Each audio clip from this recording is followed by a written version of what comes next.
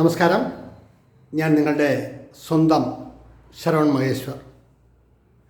കൃഷ്ണശിലയായി എന്ന എൻ്റെ പരമ്പരയിലെ 169 എപ്പിസോഡാണിത്. ഇന്ന് ഞാൻ നിങ്ങളോട് പറയുന്നത് പ്രശസ്ത സംഗീത സംവിധായകനും ഗായകനുമൊക്കെയായ ശ്രീ ബോംബെ എസ് കമാലിനെ കുറിച്ചിട്ടാണ്.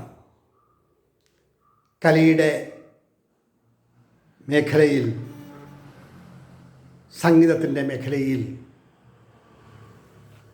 ഗംഭീര സാന്നിധ്യം അറിയിച്ചൊരു വലിയ കലാകാരൻ. സത്യത്തിൽ അദ്ദേഹത്തെക്കുറിച്ച് ഇപ്പോൾ ഓർക്കുമ്പോൾ മനസ്സ് വിങ്ങുകയാണ്. ആദ്യമായി ഞാൻ ഇദ്ദേഹത്തെ കാണുന്നത് ചിത്രാഞ്ജലി സ്റ്റുഡിയോയിൽ മറ്റേതോ സിനിമയുടെ റെക്കോർഡിംഗ് വേളയിൽ ക്യാബിനുള്ളിൽ ബെൽബോട്ടം പാൻറ്റും, ചാരനിറമുള്ള ബെൽബോട്ടം പാൻറ്റും ലൈനുള്ള ഷർട്ടുമിട്ട് ഇരിക്കുന്നതാണ് കണ്ടത്. ഞങ്ങളൊന്ന് ചിരിച്ചു, അത്രമാത്രം. അതിനുശേഷം കുറേ സമയത്തിന് ശേഷം അദ്ദേഹം പുറത്തേക്ക് ഇറങ്ങി വന്നു. നന്നായി തല ഉയർത്തി നോക്കണം, അത്രമാത്രം പൊക്കമുള്ളൊരു വലിയ മനുഷ്യൻ. പുറമേക്ക് ഇറങ്ങി നടന്നു പോകുമ്പോൾ ഞാൻ അവിടെ ഒരു ഓട്ടോയ്ക്ക് വേണ്ടി വെയിറ്റ് ചെയ്ത് നിൽക്കുകയായിരുന്നു. ഭാഗ്യത്തിന് ഒരു ഓട്ടോ കിട്ടി. അവിടുന്ന് കുറേ ദൂരം നടക്കണം തിരുവല്ലം ജംഗ്ഷനിലെത്താൻ. വണ്ടി സ്ലോ ചെയ്ത് ഞാൻ അദ്ദേഹത്തോട് ചോദിച്ചു, കമാൽജി വരുന്നോ? ഈസ്റ്റ് ഹോട്ടൽ ഡ്രോപ്പ് ചെയ്യാം. ഞാൻ എങ്ങനെ പോകുമെന്ന് ഇങ്ങനെ ആലോചിച്ച് നിൽക്കുകയായിരുന്നു. നല്ലൊരു പുഞ്ചിരിയോടുകൂടി അദ്ദേഹം ഓട്ടോയിൽ കയറിയിരുന്നു. ആ യാത്രയിൽ അദ്ദേഹം ചുറ്റുവട്ടവും എല്ലാം കണ്ടിരുന്നതല്ലാണ്ട് പ്രത്യേകിച്ചൊന്നും സംസാരിച്ചില്ല. ഞാനും അദ്ദേഹത്തോട് വേറെ വിശേഷങ്ങളൊന്നും തിരക്കിയില്ല. അങ്ങനെ കിഴക്കേക്കോട്ടയിൽ അദ്ദേഹത്തെ ഇറക്കി ഞാൻ അവിടെ നിന്ന് നേരെ തമ്പാനൂരേക്ക് പോവുകയും ചെയ്തു. അതാണ് ആദ്യ സമാഗമം. അതിനുശേഷം അദ്ദേഹം സംഗീതം ചെയ്ത കുറേ പാട്ടുകളും അദ്ദേഹം പാടിയ പാട്ടുകളും അങ്ങനെ വളരെയധികം അദ്ദേഹത്തെക്കുറിച്ച് പഠിക്കുകയുണ്ടായി. അതിനൊരു കാരണം, കിഴക്കേക്കോട്ടയിൽ ബസ്സിന് വേണ്ടി ഞാൻ കാത്തു നിൽക്കുമ്പോൾ ശ്രീ ബോംബെ എസ് കമാൽ അതുവഴി നടന്നു പോകുന്നു. വളരെ മുഷിഞ്ഞ വേഷം, മുഖമൊക്കെ വല്ലാണ്ട് വാടിയിരിക്കുന്നു. അപ്പോൾ എനിക്ക് ബസ് കിട്ടാൻ കുറേയധികം സമയവും വേണം. അങ്ങനെ ഞാൻ, കമാൽജി എന്തൊക്കെയുണ്ട് വിശേഷം, എന്നെ ഓർമ്മയുണ്ടോ? ഉടനെ പറഞ്ഞു, പിന്നെ ചിത്രാഞ്ജലി സ്റ്റുഡിയോയിൽ നിന്ന് എന്നെ കൊണ്ടുവിട്ട ആളല്ലേ. അങ്ങനെ ഞങ്ങൾ സംസാരിച്ചു തുടങ്ങുന്നു. ജനനവും പഠനവും വളർച്ചയും അങ്ങനെ ജീവിതത്തിൻ്റെ വിവിധ തലങ്ങളെക്കുറിച്ച് പറഞ്ഞപ്പോൾ മനസ്സാകെ വിങ്ങി. എന്താണ് ഞാൻ അദ്ദേഹത്തോട് പറയുക? സിനിമയിൽ അഭിനയിക്കുകയും പാട്ടുപാടുകയും സംഗീതം ചെയ്യുകയും വളരെ അറിവുള്ള ഒരു വലിയ മനുഷ്യൻ. അങ്ങനെ എന്തോ നമ്പർ എനിക്ക് തരാനായി കുറിച്ച് വാങ്ങി. ശേഷം ഞാൻ അറിയാതെ അദ്ദേഹത്തിൻ്റെ പേന എൻ്റെ പോക്കറ്റിൽ തിരികെ. അപ്പോൾ പെട്ടെന്ന് അദ്ദേഹം പറഞ്ഞു, അയ്യോ ഇത് എൻ്റെ പേനയാണ്, എനിക്കിതേ ഉള്ളൂ. അത് കേട്ടപ്പോൾ ഞാനങ്ങ് വല്ലാണ്ടായി. ക്ഷമിക്കണം കമാൽജി, അറിയാണ്ട് സ്ഥിരം ശൈലിയിൽ അങ്ങ് വെച്ചതാണ്. പേന കൊടുത്തു. അപ്പോൾ ഞാൻ പറഞ്ഞു, ഇപ്പോൾ താമസിക്കുന്നത് എവിടെയാണ്? അത് ഞാൻ അരിസ്റ്റോ ജംഗ്ഷനിൽ അവിടെ ബാക്കിലൊരു വീട്ടിലാണ്. ഞാനൊരു 2 ദിവസത്തിനകം കമാൽജിയെ കാണാൻ വരുന്നുണ്ട്. എന്തിനാ? നമ്മൾ കാണാൻ വരുന്നതിന് ബുദ്ധിമുട്ടൊന്നുമില്ലല്ലേ? ഇല്ല എന്ന് പറഞ്ഞിട്ട് ഉറക്കെ ചിരിച്ച് എൻ്റെ തോളിൽ തട്ടി. റോഡിൽ വെച്ച് സംസാരിച്ചാൽ ശരിയാവില്ലല്ലോ എന്ന് പറഞ്ഞ് അദ്ദേഹം വേറെ ബസ്സിൽ തൃക്കണ്ണാപുരം എന്ന സ്ഥലത്തേക്ക് പോകാനായിട്ട് കയറി. ഞാൻ വേറെ സ്ഥലത്തേക്ക് ഞാനും കയറി 2 ബസ്സിൽ. അതാണ് രണ്ടാമത്തെ കൂടിക്കാഴ്ച. അത് കഴിഞ്ഞ് മാസങ്ങൾക്ക് ശേഷം ഞാൻ വെട്ടുമുറിച്ച കോട്ടയ്ക്കകത്തുള്ള CBN കളരിക്ക് അടുത്ത് വെച്ച് ഇദ്ദേഹം വിയർത്ത് കുളിച്ച് നടന്നു വരുന്നു. ഞാൻ പത്മഹർത്തക്കുളത്തിൻ്റെ അങ്ങോട്ട് പോകുന്ന അവസരത്തിലാണ് ഇദ്ദേഹത്തെ കാണുന്നത്. നമ്മൾ എന്ത് കമാൽജി വിയർത്ത് കുളിച്ച് വല്ലാണ്ടായി? പെട്ടെന്ന് എൻ്റെ കാതിൽ പറഞ്ഞു, ബസ്സിലും ഓട്ടോയിലും വരാൻ കാശില്ലാത്തതുകൊണ്ട് നടന്നതാ. സത്യത്തിൽ ഞാൻ ആകെ വല്ലാണ്ടായി.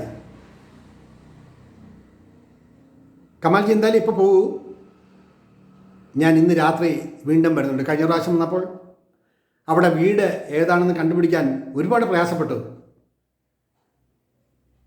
അൽസോ ജംഗ്ഷനിലെ എതിർവശത്തുള്ള ആ ഒരു ഇടവഴിയിലൂടെ ഞാൻ കുറേ ദൂരം നടന്നു.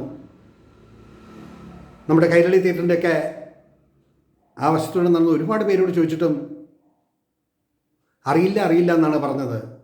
പിന്നെ ഇപ്പോൾ താമസം ഇവിടെ അല്ല എന്നും. അപ്പം ഞാൻ ചോദിച്ചു, കമാൽജി അവിടെയല്ലേ താമസിക്കുന്നത്? അതെ, അന്ന് രാത്രി എനിക്ക് ഉറങ്ങാനേ കഴിഞ്ഞില്ല. അന്ന് ആ സായം സന്ധ്യയിൽ ഞാൻ അവിടെ മുഴുക്കൻ തിരക്കി. ഒടുവിൽ അവിടെ ഒരു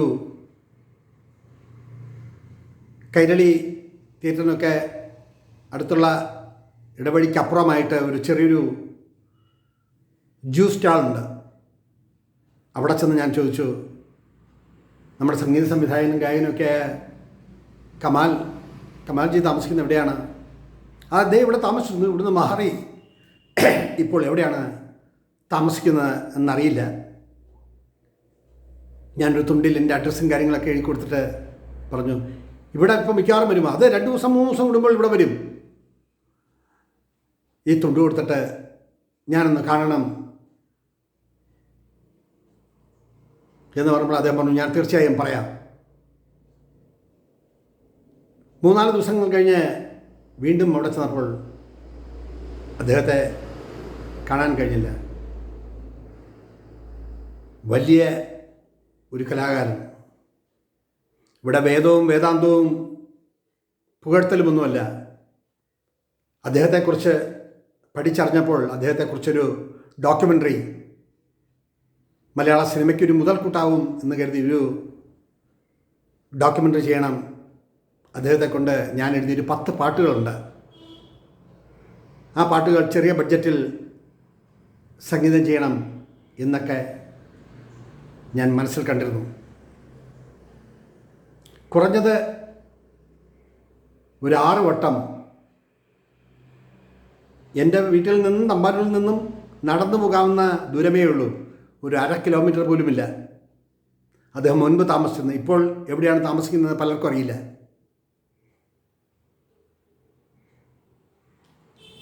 അങ്ങനൊരു സാഹചര്യത്തിൽ ഞാൻ വീണ്ടും ഇദ്ദേഹത്തിന് വന്നാൽ കാണണം എന്നുള്ള ഉദ്ദേശത്തോടെ ചിത്താഞ്ജലി സ്റ്റുഡിയോയിൽ പോയി അവിടുത്തെ റെക്കോർഡിസ്റ്റുകളോടും എല്ലാവരോടും പറഞ്ഞു, എനിക്ക് കമാൽജിയെ ഒന്ന് കണ്ടാൽ കൊള്ളാം, അടുത്ത ആഴ്ചയോ മറ്റോ ഇവിടെ വരും എന്ന് പറഞ്ഞു. വന്നാൽ തീർച്ചയായും എൻ്റെ അഡ്രസ്സിൽ ഒന്ന് വിളിക്കാൻ പറയണം എന്ന് പറഞ്ഞു. എന്താണ് പ്രോജക്റ്റ്? തമ്പി എന്നൊരു റെക്കോർഡിസ്റ്റ് ഉണ്ടായിരുന്നു. ഇപ്പോൾ അദ്ദേഹം എവിടെയാണ് താമസിക്കുന്നതെന്ന് അറിയില്ല. എന്താണ് പ്രോജക്റ്റ്? ഞാൻ പറഞ്ഞ അദ്ദേഹത്തെക്കുറിച്ച് ഒരു ഡോക്യുമെൻ്ററി ചെയ്യണം. അത് മലയാള സിനിമയ്ക്കൊരു മുതൽക്കൂട്ടായിരിക്കും. അത്രമാത്രം കഴിവുള്ളൊരു വലിയ കലാകാരനാണ് എന്ന് പറഞ്ഞപ്പോൾ തമ്പി എന്നെ കെട്ടിപ്പിടിച്ചിട്ട് പറഞ്ഞു, ശരിക്കും ശരവണൻ ചെയ്യുന്നൊരു വലിയ കാര്യമാണ്. അങ്ങനെ അദ്ദേഹത്തെക്കുറിച്ചൊരു ഡോക്യുമെൻ്ററി ചെയ്യാൻ കഴിഞ്ഞാൽ അത് എന്നും ഒരു മുതൽക്കൂട്ട് തന്നെയാവും എന്ന് പറഞ്ഞ് അദ്ദേഹത്തിൻ്റെ ആ മുഖത്തെ പ്രസരിപ്പ് ഇന്നും മാഞ്ഞിട്ടില്ല. അദ്ദേഹത്തെക്കുറിച്ച് വളരെ വിശദമായ ഒരു കുറിപ്പ് ഇതോടൊപ്പം ചേർത്തിട്ടുണ്ട്. ബോംബെ വിക്ടോറിയ തീവണ്ടി സ്റ്റേഷൻ്റെ സമീപത്തുള്ള അബ്ദുൾ റഹ്മാൻ സ്ട്രീറ്റിൽ 1930 കമാൽ ജനിച്ചത്.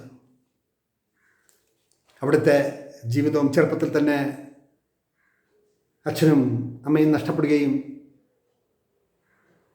വേറൊരു ഉസ്താദിൻ്റെ അടുത്ത് പോയി ഗസൽ പഠിക്കുകയും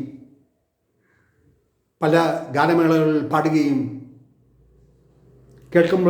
പാട്ടുകൾ കേൾക്കുമ്പോഴെല്ലാം മുഹമ്മദ് റാഫിയുടെ സ്വരത്തോട് സാമ്യമുണ്ട് എന്ന് പറഞ്ഞ് പലരും ഒഴിവാക്കിയ ദിനങ്ങൾ.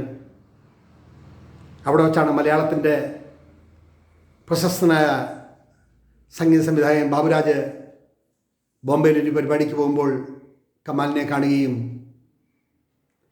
കമാലിനെ കേരളത്തിലോട്ട് ക്ഷണിക്കുകയും ചെയ്തുവെങ്കിലും അത്തരുണത്തിൽ കമാൽ അത് ശ്രദ്ധയിൽ കൊള്ളാതെ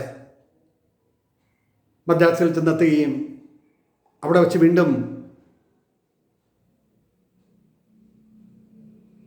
ബാബുരാജിനെ കാണാൻ സാഹചര്യമുണ്ടായത് അദ്ദേഹത്തിൻ്റെ പേഴ്സ് കളവ് പോവുകയും ഒടുവിൽ അദ്ദേഹം കേരളത്തിൽ ഇറങ്ങുകയും ചെയ്തു. അതിനുശേഷം തിരിഞ്ഞു നോക്കേണ്ടി വന്നില്ല. ശ്രീ ബാബുരാജിനെ കാണുകയും